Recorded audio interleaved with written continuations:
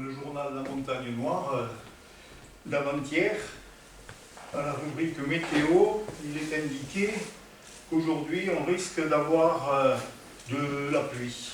Ça ne prend pas le chemin, mais avec ce que le Seigneur a mis à cœur à Ésaïe de dire, peut-être que ça pourrait y contribuer, et aussi avec ce qu'on chantera ensuite. Et vous comprendrez ainsi, dans Ésaïe 55, versets 10 et 11, Ésaïe dit: de la part de l'Éternel, la pluie et la neige descendent du ciel et n'y retournent pas sans avoir arrosé la terre, sans l'avoir fécondée et avoir fait germer ses plantes, sans avoir fourni de la semence au semeur et du pain à celui qui mange. Il m'en va de même pour ma parole, celle qui sort de ma bouche. Elle ne revient pas à moi sans effet, sans avoir fait ce que je désire et rempli la mission que je lui ai confiée, dit l'Éternel. Et c'est ce pourquoi nous sommes ici, pour recevoir la parole que le Seigneur veut nous transmettre d'une manière ou d'une autre. Et dans cette perspective, dans cette réalité de la fécondation de la terre par la pluie, par la neige, et de la fécondation de l'être humain par la parole qui vient du Seigneur, eh bien, je vous invite à chanter ce qui va être à l'écran, communauté altérée, soupir après l'eau du ciel. Nous appelons la rosée de ta grâce Emmanuel. Je vous invite à vous lever si rien ne l'empêche.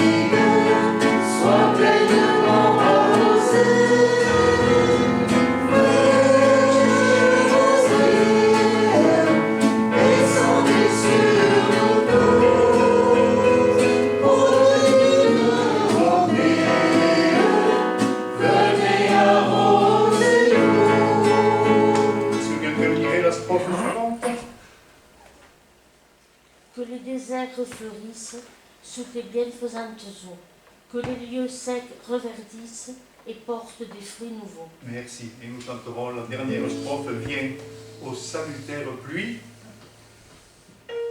Viens aux salutaires pluies, esprit de grâce et de paix, répands en nous une vie qui ne tarisse jamais.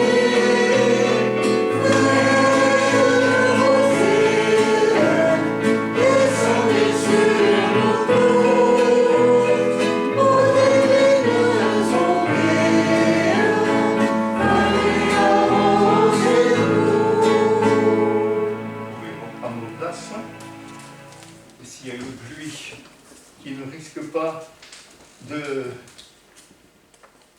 faire rouspéter. Quand il y en a trop qui tombent, parfois, c'est bien celle que la dernière strophe signifie. Viens aux salutaires pluies, esprit de grâce et de paix. Répare en moi, répare en nous une vie qui ne tarisse jamais. Et en le chantant aujourd'hui, nous pourrons le chanter demain, nous pourrons le chanter après-demain, ça ne sera jamais trop. Parce que j'en ai, et nous en avons chaque jour besoin, de cette salutaire pluie, de cet esprit de grâce et de paix, de cette vie que seul le Seigneur peut répandre. Cette vie qui ne tarit jamais. Et au début de ce culte, eh bien, nous pouvons remercier avec nos propres mots le Seigneur pour la pluie salutaire que nous avons reçue, peut-être ce matin, pour celle qu'il veut faire descendre sur moi, sur nous, ce matin, et dans la suite de ce jour, de cette semaine, que le Saint-Esprit conduise ce temps de louange, de prière, d'adoration. Si vous étiez à ma place, vous seriez tenté de penser que, étant donné que l'auditoire est du côté gauche, tout le monde, ou presque de gauche, quelqu'un qui entrerait penserait juste le contraire. Vous voyez que tout le monde est à droite. Nous sommes au milieu des vacances pour la dernière zone. Ça doit jouer, puisqu'il y a des vases communicants pendant les vacances. Il y a de la dispersion dans tous les sens. Il y en a qui s'en vont par rapport à nous, d'autres qui viennent vers nous. En tout cas, c'est une grâce de pouvoir être là ce matin et de pouvoir être avant tout à l'écoute, à la recherche du Seigneur. Certainement, une majorité parmi nous ont la Bible à portée de la main. Et j'invite quelqu'un à lire dans Ésaïe, au chapitre 55, les versets 1 à 9. Ésaïe 55, 1 à 9.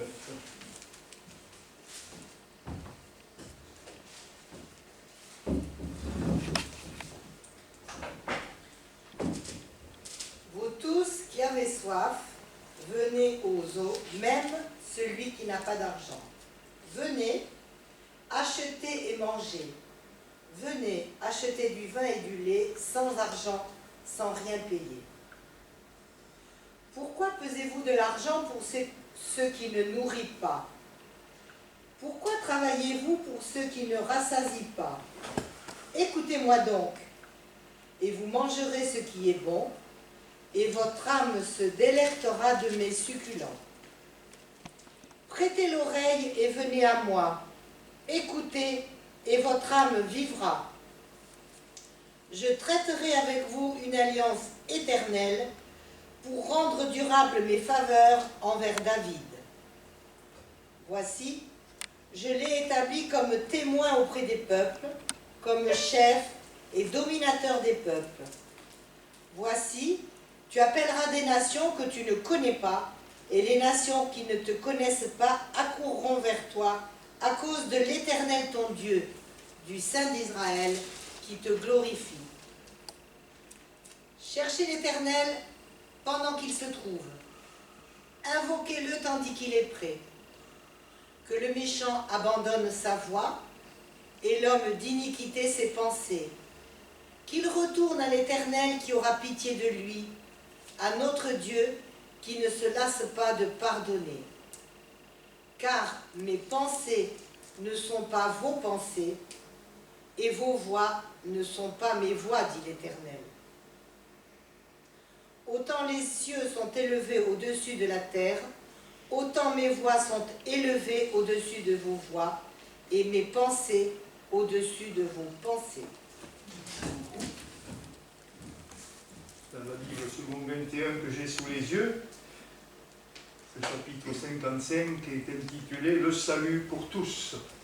Et dans l'armée du salut, eh bien, ça a donné un chant, peut-être même avant l'armée du salut, je n'ai pas cherché à savoir, hein, un chant qui commence ainsi, le salut pour tous. Ce n'est pas ce que nous allons chanter, hein, mais avec ce que Ésaïe dit de la part de l'Éternel, qui invite qui que ce soit, puisqu'il s'agit aussi, à partir du chapitre 54, de ce qui est intitulé « Prospérité future d'Israël hein. ».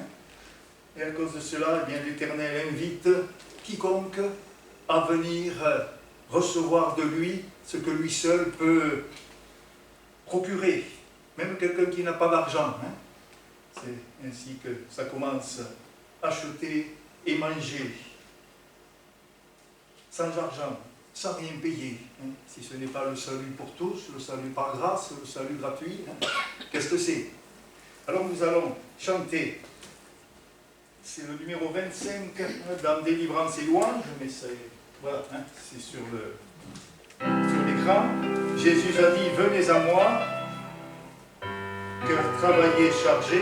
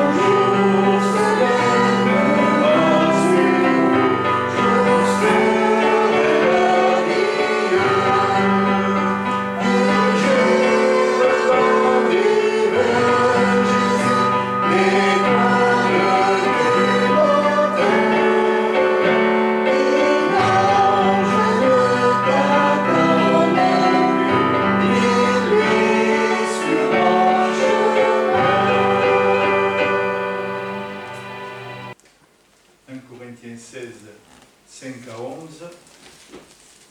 J'irai chez vous quand j'aurai traversé la Macédoine, car je traverserai la Macédoine. Peut-être séjournerai-je auprès de vous, ou même y passerai-je l'hiver, afin que vous m'accompagniez là où je me rendrai. Je ne veux pas cette fois vous voir en passant, mais j'espère demeurer quelque temps auprès de vous, si le Seigneur le permet. Je resterai néanmoins à Éphèse jusqu'à la Pentecôte. car une porte grande d'un accès efficace m'est ouverte et les adversaires sont nombreux. Si Timothée arrive, faites en sorte qu'il soit sans crainte parmi vous, car il travaille comme moi à l'œuvre du Seigneur. Que personne donc ne le méprise. Accompagnez-le en paix, afin qu'il vienne vers moi, car je l'attends avec les frères. Merci. Là, nous allons chanter ce qui est sur l'écran. La première strophe. C'est toi, Jésus, pain de vie, qui me nourrit jour par jour. Manne céleste et bénie, c'est ton merveilleux amour. Pain de vie, don du ciel de jour nouveau. Tu me nourris, pain d'amour. Je vous invite à vous lever. On chantera juste la première strophe.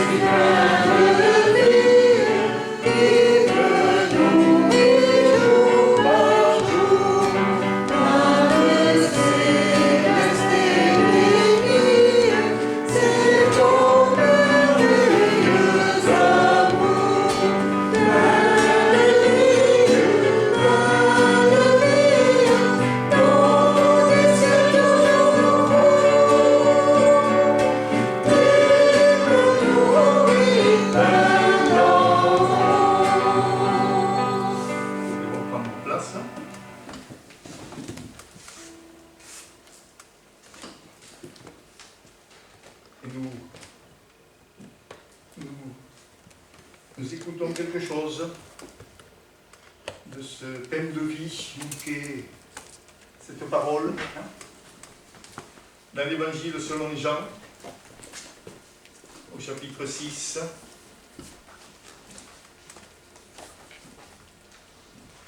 Les versets 22 à 40. Jean, chapitre 6, versets 22 à 40.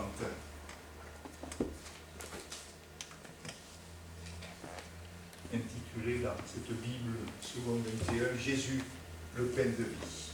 Le lendemain, la foule restée de l'autre côté du lac remarqua qu'il n'y avait eu là qu'une seule barque, et que Jésus n'était pas monté dedans avec ses disciples, mais que ceux-ci étaient partis seuls.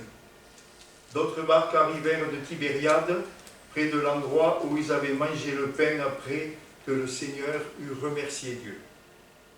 Quand les gens s'aperçurent que ni Jésus ni ses disciples n'étaient là, ils montèrent dans ces barques et allèrent à Capernaum à la recherche de Jésus. Ils le trouvèrent de l'autre côté du lac et lui dirent « Maître, quand es-tu venu ici ?» Jésus leur répondit « En vérité, je vous le dis, vous me cherchez non parce que vous avez vu des signes, mais parce que vous avez mangé du pain et que vous avez été rassasiés.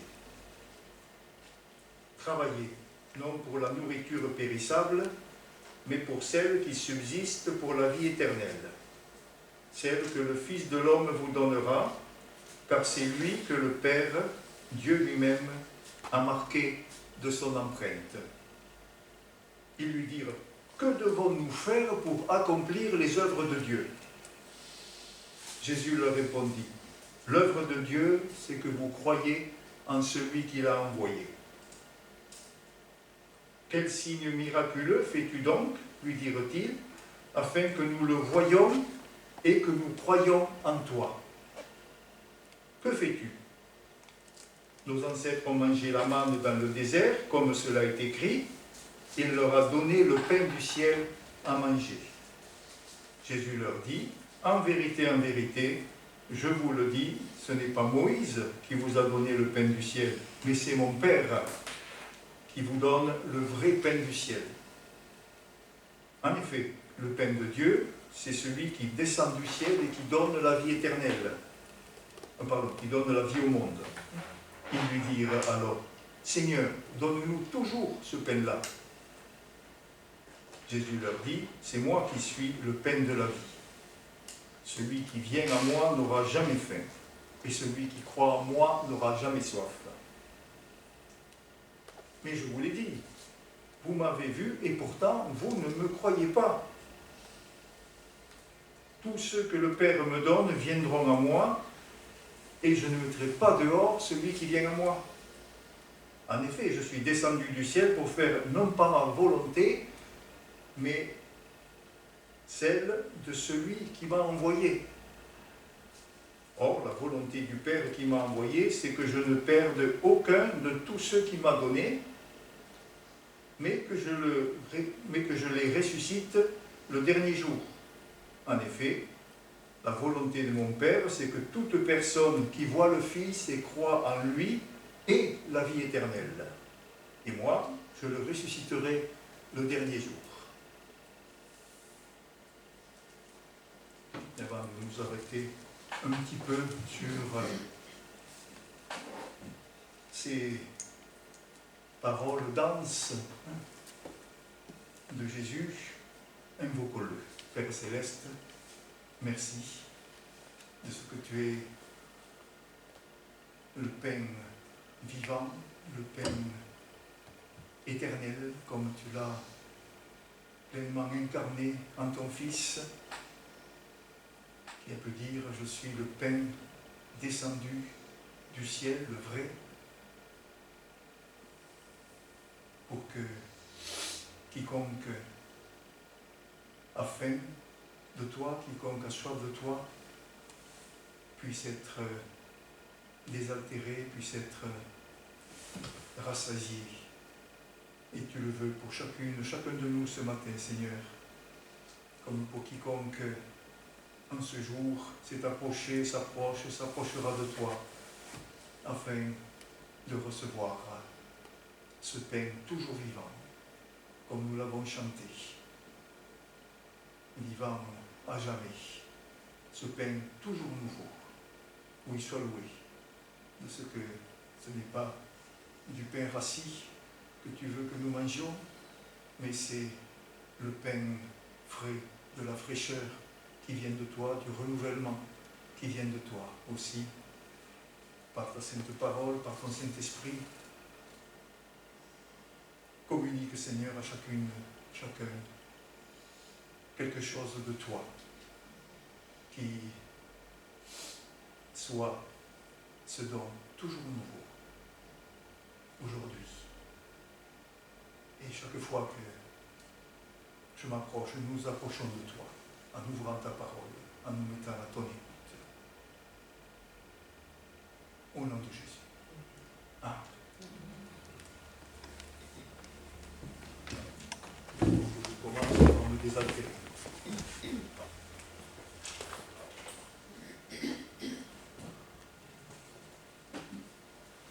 Il nous est dit,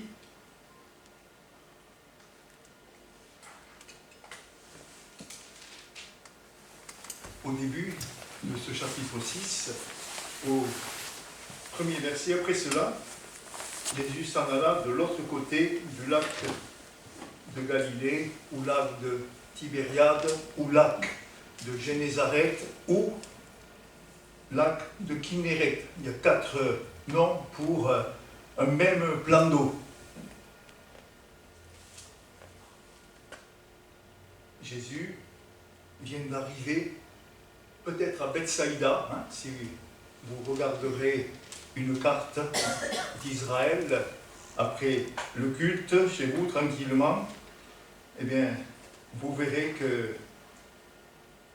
à gauche du Jourdain, quand on regarde à droite du Jourdain sur la carte, mais sur la rive gauche du Jourdain, le Jourdain qui traverse le lac de Galilée pour ensuite traverser, enfin aller jusqu'à la mer Morte, eh bien, juste à gauche, en haut du lac de Galilée, il y a Bethsaïda, donc sur la rive gauche du Jourdain. Et alors qu'il n'est pas indiqué où Jésus est arrivé, pour être de l'autre côté du lac de Tibériade, parce qu'il venait de Jérusalem, c'est ce que nous voyons au chapitre 5, il était à Jérusalem et apparemment, à vol d'oiseau, entre Jérusalem et Bethsaïda, il y a autour de 100 km.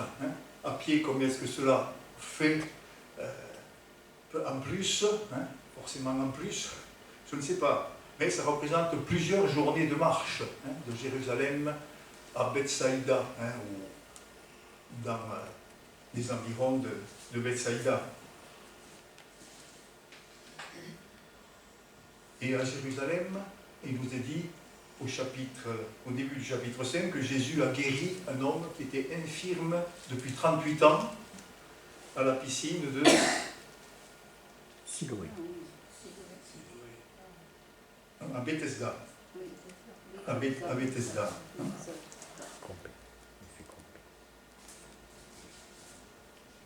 Probablement, depuis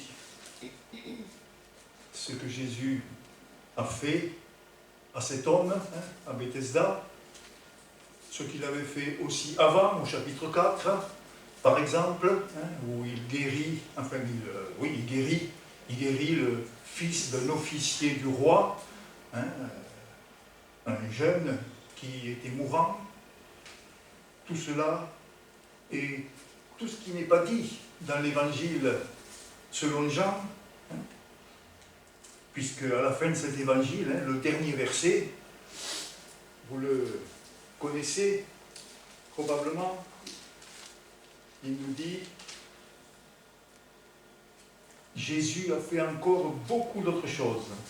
Si on les écrivait en détail, je ne pense pas que le monde entier pourrait contenir les livres qu'on écrirait. » Alors ça, c'est Jean, l'auteur de l'évangile, qui le dit. Bon, il y a de l'exagération orientale là-dedans, bien sûr, parce qu'il dit « Je ne pense pas que le monde entier pourrait contenir les livres concernant tout ce que Jésus a fait. » Bon, il y a d'immenses bibliothèques sur notre planète, elles sont loin de remplir toute la planète. Mais ça veut dire que les évangiles ne disent que l'essentiel, et toute la Bible d'ailleurs, elle ne dit que l'essentiel, vraiment. Et donc, on peut penser que depuis la guérison de ce jeune qui était mourant, et puis cet infirme à Bethesda, et pendant ces journées de marche de Jérusalem vers Bethsaïda, il y a eu d'autres signes que Jésus a fait, et qui ont fait que, eh bien, il y avait une foule croissante avec Jésus jusque là où il voulait aller. Une foule qui voyait les signes miraculeux qu'il faisait sur les malades, nous est-il dit au verset 2 de ce chapitre 6. Il nous est aussi indiqué que la Pâque est proche. Dans l'évangile selon Jean, eh bien, il y a 3 Pâques qui nous sont indiquées, auxquelles Jésus, eh bien, pour les 2 premières, où il s'est trouvé, participe, et puis la 3e, eh bien, il est la victime expiatoire par excellence, la dernière Pâque, pour lui. Et cela indique, la Pâque était proche, alors que déjà, au chapitre 2 de l'évangile selon Jean, eh bien, il est dit qu'après les noces de Cana, Jésus est allé au temple à Jérusalem. Donc c'était là une première Pâque pour lui. Et dans ce que ce chapitre 6 nous relate, eh bien ça montre que soit Jésus était au début ou à la fin de sa 2e année de ministère. Il semble vouloir être seul à ses disciples là où il arrive, puisque le verset 3 nous dit qu'il monte sur la montagne et là il s'assit avec ses disciples.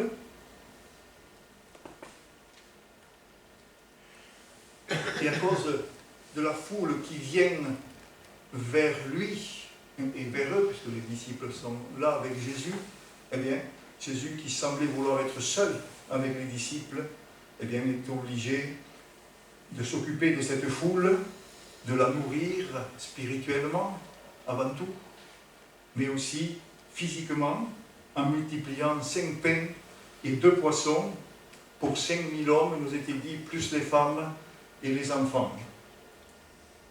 Et après cette multiplication des pains et des poissons, eh bien, Jésus se retire de nouveau sur la montagne, tout seul, nous dit le verset 15, pendant que les disciples vont en barque à Capernaum, la nuit venue. Et de cet endroit où Jésus est arrivé avec ses disciples, il nous est dit que les disciples ont ramé sur 5 kilomètres pour arriver à Capernaum. Et c'est sur la carte la distance qui correspond entre Bethsaïda et Capernaum. Ils ont ramé contre un vent violent. Et peu avant qu'ils accostent à Capernaum, Jésus les a rejoints en marchant sur l'eau. Et lui aussi, il a fait la même distance en marchant sur l'eau contre un vent violent.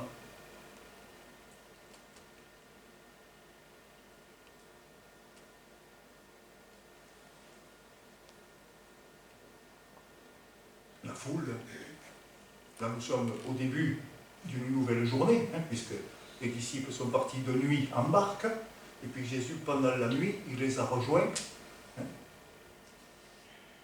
juste avant que la barque accoste à Capernaum. Et la foule qui avait mangé gratuitement la veille, plus d'autres chercheurs de Jésus, nous dit le texte, venus de Tibériade en barque. D'abord, ils sont allés vers Bethsaïda, de Tibériade vers Bethsaïda, et puis bon, il n'y avait ni les disciples, ni Jésus, alors ils sont allés voir à Capernaum. Une partie de la foule qui était là, vers Bethsaïda, plus ceux qui venaient de Tibériade en barque.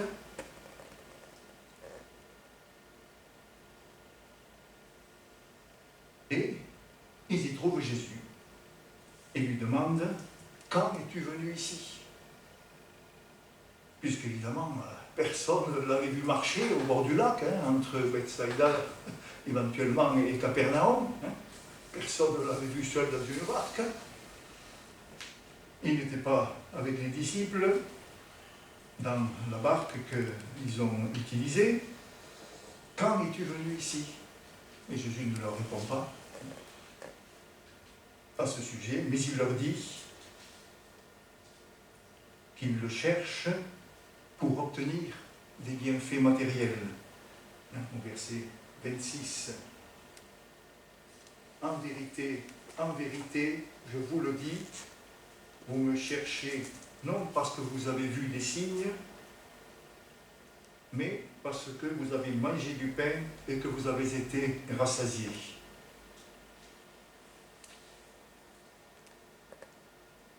Et il les exhorte à chercher en lui une nourriture non périssable qui subsiste pour la vie éternelle, nous dit le verset suivant. Travaillez, non pour la nourriture périssable, mais pour celle qui subsiste pour la vie éternelle, celle que le Fils de l'homme vous donnera, car c'est lui que le Père, Dieu lui-même, a marqué de son empreinte. Ainsi, Jésus désire que cette multitude de personnes passe du don qu'elles ont pu recevoir sous une forme ou une autre, une guérison, un repas gratuit, et puis on pourrait rajouter, si on regarde tout ce que Jésus a fait, qui nous est relaté dans les évangiles, comme don venant du Seigneur, comme signe, comme miracle. Jésus désire que ces personnes passent du don au donateur. Et pour cela, eh bien, il y a un effort à faire, que Jésus appelle un travail. Travailler, non pour la nourriture périssable.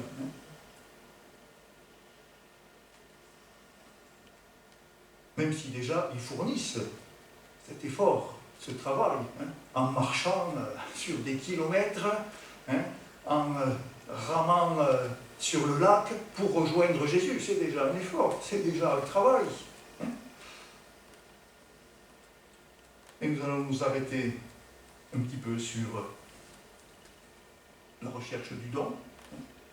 Au départ, les signes miraculeux que Jésus faisait sur les malades à Jérusalem, comme juste avant à Capernaum pour le fils de cet officier du roi.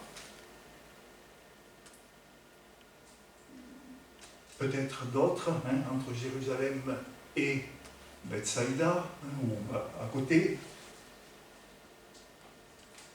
Des bienfaits légitimes en eux-mêmes, qu'il s'agisse d'une guérison, qu'il s'agisse d'un repas offert, mais ces bienfaits ne pouvaient pas être une fin en soi, comme la foule à Capernaum se l'entend reprocher.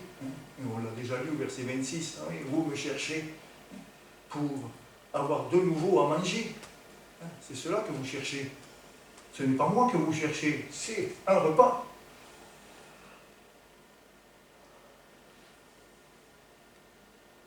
Un repas qui ne rassasie que jusqu'au repas suivant. Ça ne va pas bien loin. La foule ne voit que l'aspect matériel du miracle et pas ce qu'il signifie en premier, parce qu'il a pour but de renvoyer à Jésus. La foule en redemande, évidemment. C'est tellement magnifique. Et nous voyons qu'elle est devenue dépendante au miracle. Comme au verset 29 et 30, eh bien, nous en avons la confirmation.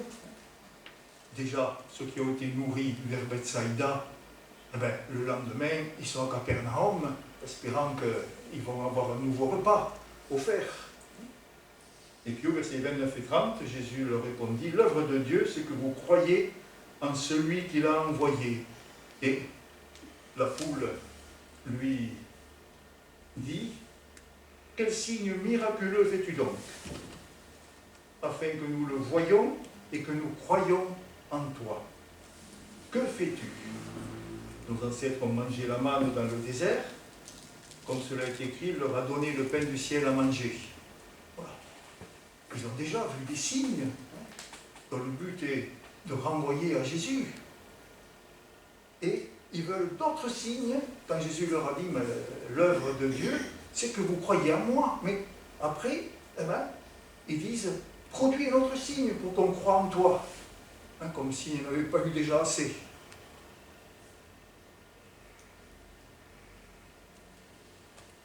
Et ça nous montre cette dépendance au miracle. Alors qu'il faudrait qu'il y ait,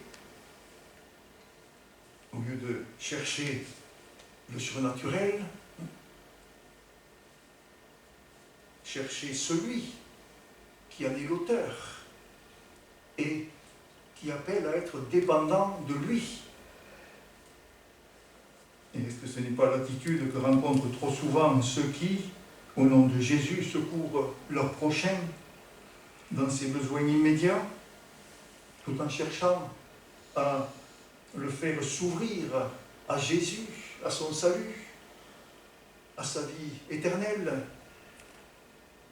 passer ainsi du don, et l'armée du salut est bien placée, dans ses réalités, déjà dès que William Booth l'avait constaté, au XIXe siècle, quand il démarrait sa mission à Londres, ventre affamé n'a point d'oreille. Bon, c'est vrai, c'est vrai. Quand c'est l'estomac qui domine tout, bon, on peut entendre la Bible, on préfère regarder s'il y a un casse-croûte par là, qui va calmer l'estomac. Mais il faut aller plus loin. Et William Booth, il savait qu'il fallait aller plus loin, mais il faisait tout pour cela.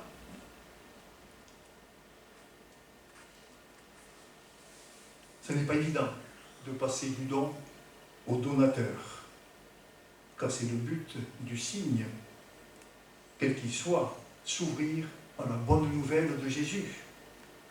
Le pain de la vie, comme nous dit le verset 35, comme Jésus en montre la solennité en disant au verset 26, comme au verset 32, deux fois, en vérité, en vérité. Et dans la Bible, lorsque il y a deux fois la prononciation d'un même mot, une seule fois c'est trois fois, mais ça ne vient pas de la bouche du Seigneur, ça vient de la bouche des Israélites dans Jérémie, qui à cause de ce que leur dit Jérémie, de ce qui va leur arriver parce qu'ils s'éloignent du Seigneur, ils disent « Nous avons le temple, nous avons le temple, nous avons le temple », trois fois, donc on a le temple, donc tout va bien, on n'a rien à craindre. C'est la seule fois où trois fois il y a la prononciation d'une même expression, un même mot surtout, temple, trois fois. Mais dans la bouche de Jésus, c'est deux fois. Quand il dit en vérité une fois, bon, c'est important. Mais s'il le dit deux fois, c'est encore plus important, c'est encore plus solennel.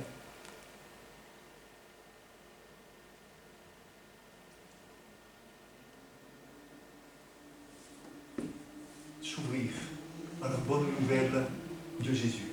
C'est ce qu'a manifesté, par exemple, l'officier du roi, dont il nous est dit au chapitre 4, au verset 53, alors, après la guérison de l'enfant, sans que Jésus soit allé dans cette famille, c'était à distance, eh bien, il nous est dit, alors, il crut, donc cet officier, lui et toute sa famille.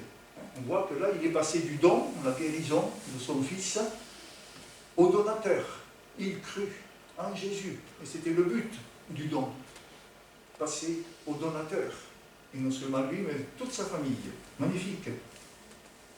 Peut-être aussi l'infirme qui a été guéri à Bethesda, que plus tard, nous est-il dit, au chapitre 5, au verset 14, Jésus a rencontré dans le temple, et à qui il a dit, va et ne pêche plus.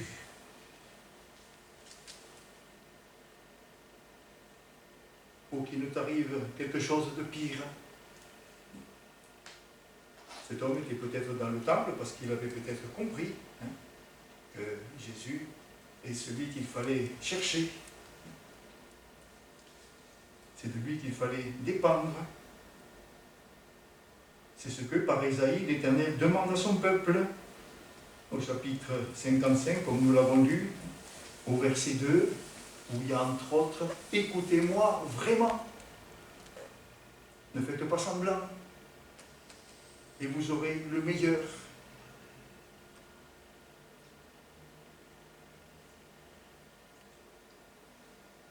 Et Jésus,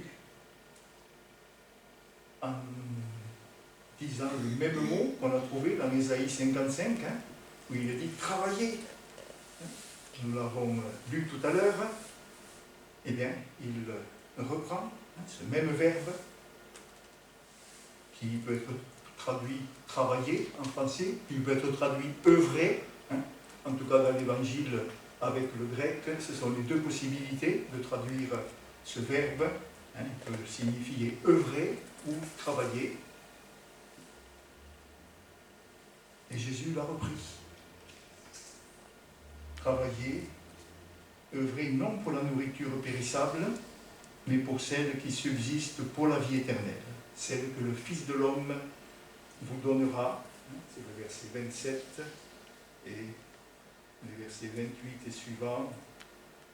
Continue ainsi, lui dire « Que devons-nous faire pour accomplir les œuvres de Dieu ?»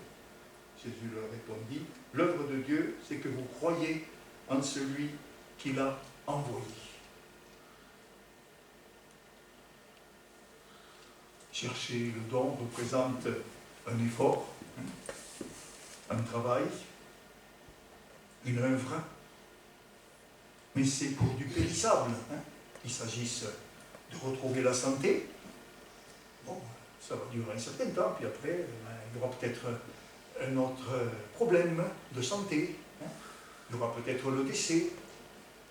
C'est forcément pour un temps, c'est périssable. C'est quelque chose qui devra être renouvelé, comme l'exprime Ésaïe 55 au verset 2. Pourquoi travaillez-vous pour ceux qui ne rassasient pas? Et n'est-ce pas ce que vit la majorité de l'humanité? Travailler pour ceux qui ne rassasient pas, et qui peut expliquer beaucoup de situations sociales, de problèmes sociaux, et plus que sociaux, politiques. Les deux finalistes de l'élection présidentielle, eh bien, quel a été le principal de ce qu'ils ont dit pendant 2 semaines, entre le premier tour et le deuxième, et ce qu'a été le débat le mercredi, ça tournait autour du pouvoir d'achat. C'était le principal. Alors qu'une élection à ce niveau, pour des années, eh bien, c'est l'occasion d'emmener un peuple loin, le plus loin possible, de donner une perspective la plus stimulante possible. Ben là, ça s'est résumé, comme des commentateurs l'ont dit, à des épiciers qui se parlaient, des boutiquiers, le périssable, le terre-à-terre au maximum.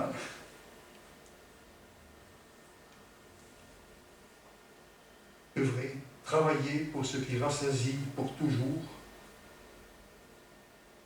c'est quelque chose à quoi je peux m'adonner, à quoi nous pouvons nous adonner, en cherchant le donateur qui est la vie éternelle. Comme le dit Ésaïe 55 au verset 3, « Tendez l'oreille et venez à moi, écoutez donc et vous vivrez. Je conclurai avec vous une alliance éternelle. » Et il y a là l'annonce de la nouvelle alliance en Jésus, pour vous donner des grâces promises à David, des grâces accomplies en celui qui a été appelé le fils de David,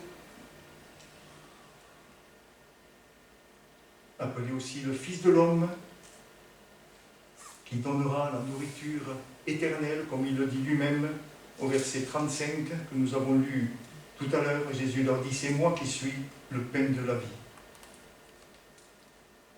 Celui qui vient en moi n'aura jamais faim, mais celui qui croit en moi n'aura jamais soif. »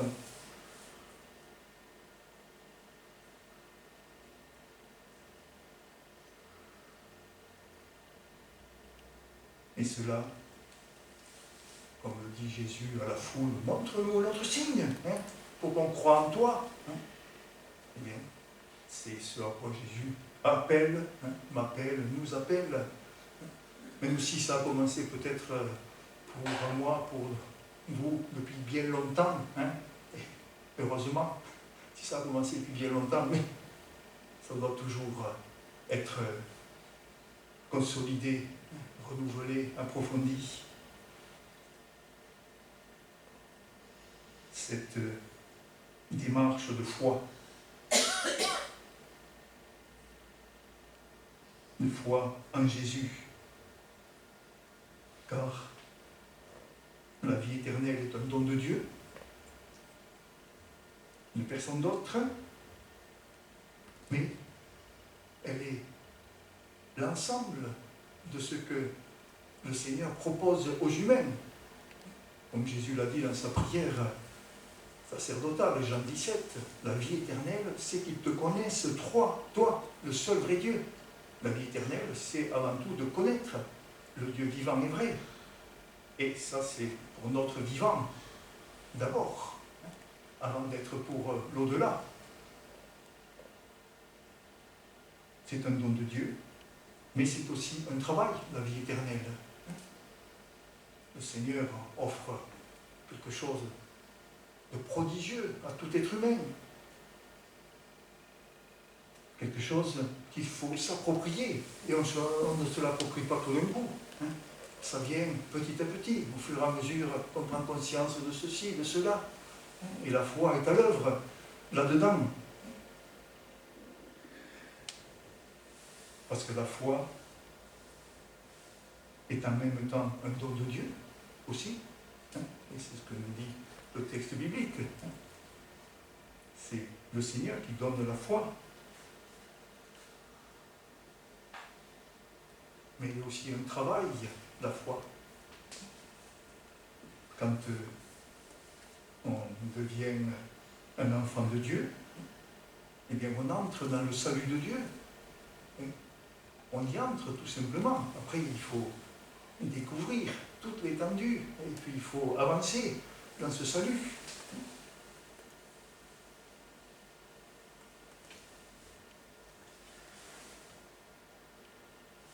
Et donc, ce travail sur soi, par rapport à tout ce qu'on a vécu jusque-là, et tout ce qui doit eh bien, changer, parce que il faut que ça change, et seul le Seigneur peut changer ceci ou cela. Un travail avec les autres rachetés. On n'est pas seul sur cette terre. Hein. Le Seigneur m'appelle et nous appelle à œuvrer avec les autres. Avec son Église. Même s'il n'y a que 2 ou 3 personnes, ça suffit pour le Seigneur, pour l'appeler une Église. Et puis, il y a ce travail pour communiquer cette dimension éternelle à laquelle tout être humain est appelé et à laquelle tout être humain a droit d'en avoir l'information pour pouvoir se déterminer. Oui ou non, face à cette proposition. Ainsi, en ce jour de fête du travail, je suis et nous sommes appelés à œuvrer, à travailler pour l'éternité. Nous le savons. Hein? Travailler avec le Père et le Fils par le Saint-Esprit. Quand nous dit Jésus, au chapitre 5 et au verset 17, il s'adresse là à ceux qui avaient besoin d'aller plus loin par rapport à lui, après cette guérison de cet infirme à Bethesda.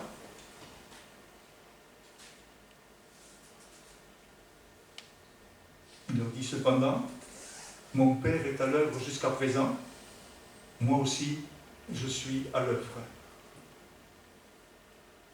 Cette guérison a lieu un jour de sabbat, c'est ce qui était reproché par des Juifs à Jésus. Un jour où il ne faut pas travailler.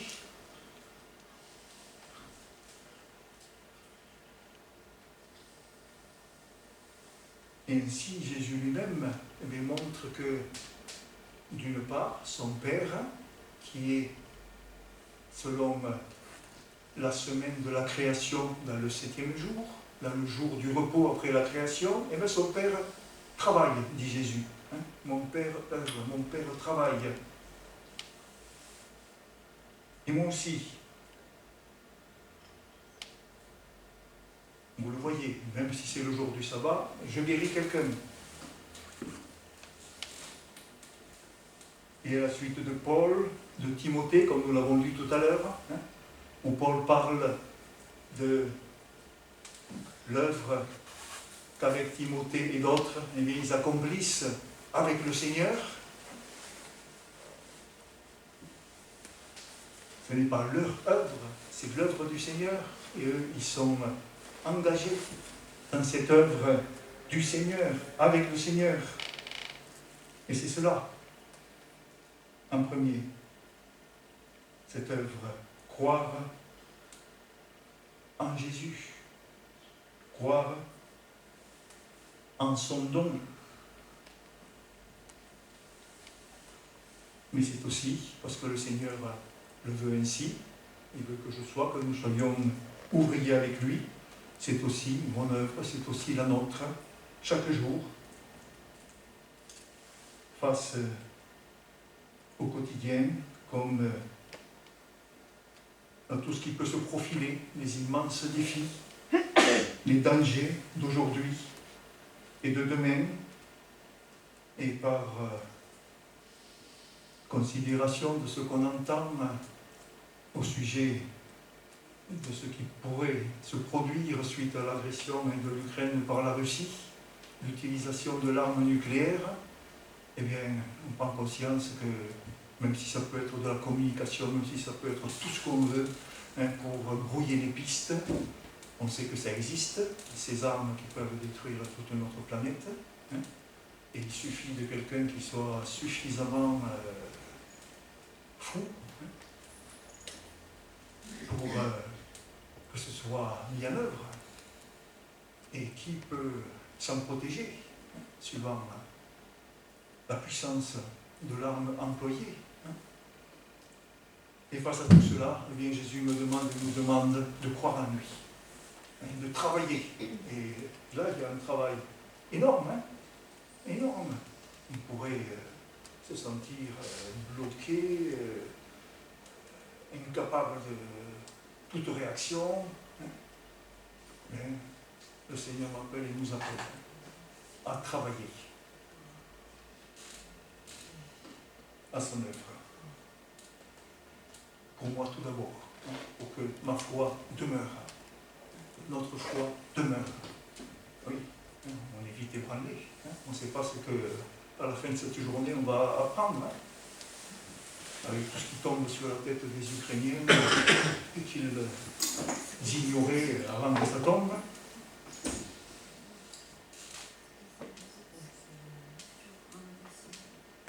Et sur les possibilités qui sont les nôtres en fonction de notre âge, eh bien, on peut plus ou moins travailler. On n'y est pour rien, mais c'est comme ça.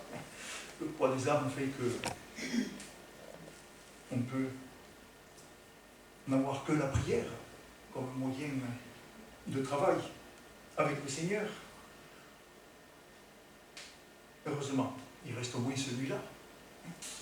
Et elle est ce qui a une efficacité qu'on ne peut pas imaginer pour soi déjà, et puis pour d'autres. Alors que le Seigneur me montre et nous montre le travail auquel il m'appelle et nous appelle. Amen.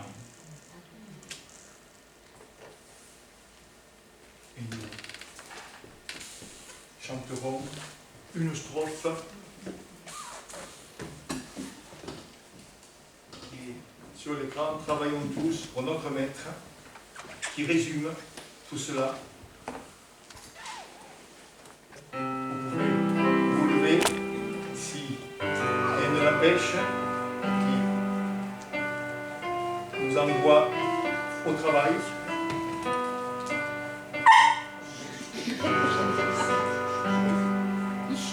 Travaillons tous pour notre Maître, moissonnons pour l'éternité.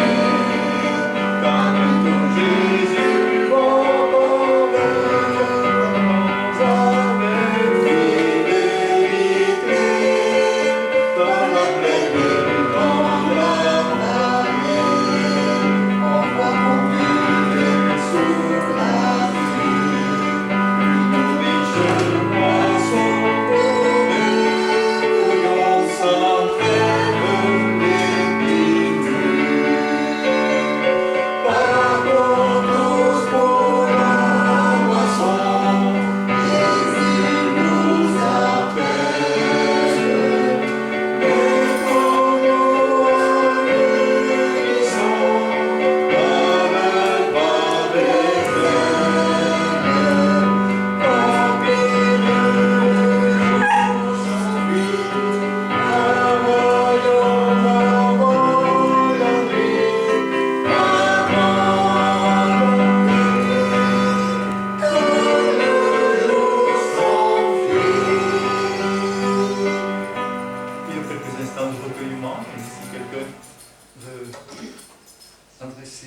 une prière au Seigneur en notre nom, eh bien, il y en a la liberté.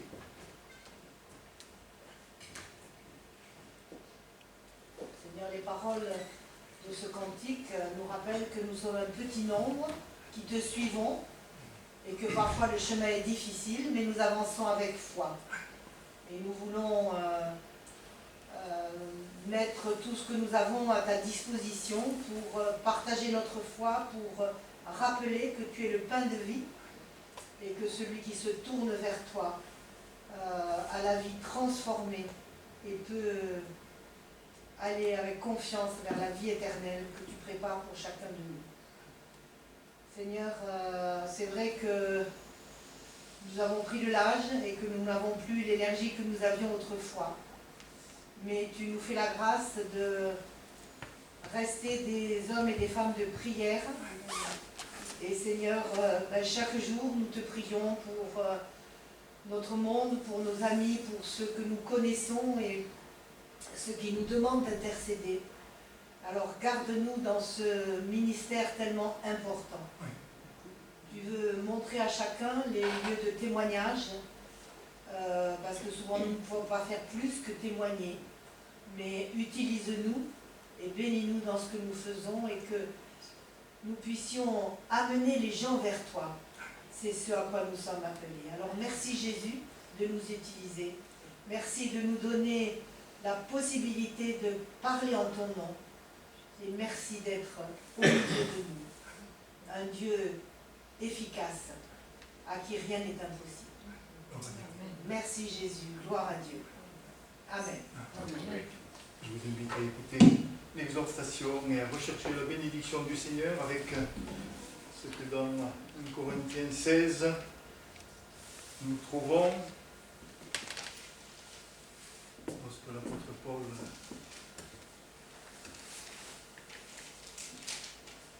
termine cette lettre.